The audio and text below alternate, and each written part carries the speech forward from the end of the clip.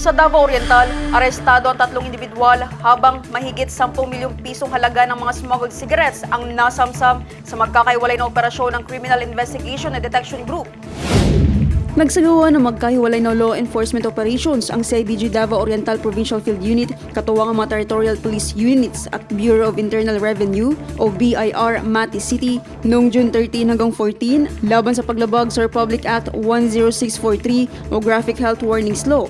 Sa unang operasyon na isinagawa sa Barangay San Ignacio, Manay, Davao Oriental, naaresto ang 3 lalaking suspect matapos mahulihan ang 81 master cases ng sigarilyo na walang kinakailangang graphic health warnings at BIR tax stamps. Tinatayang nagkakahalaga ng 8 milyon at 100,000 piso ang mga nakumpiskang sigarilyo.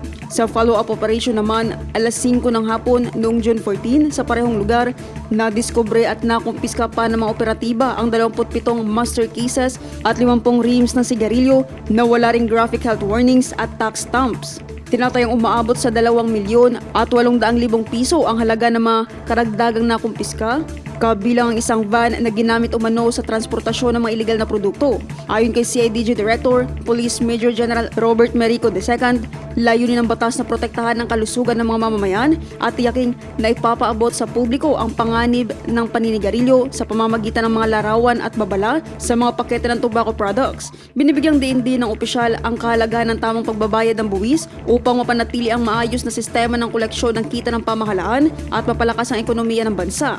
Pinuri naman ng CIDG leadership ang CIDG Regional Field Unit 11 at CIDG Davao Oriental Provincial Field Unit sa matagumpay na operasyon at pagkakaaresto sa 3 suspect.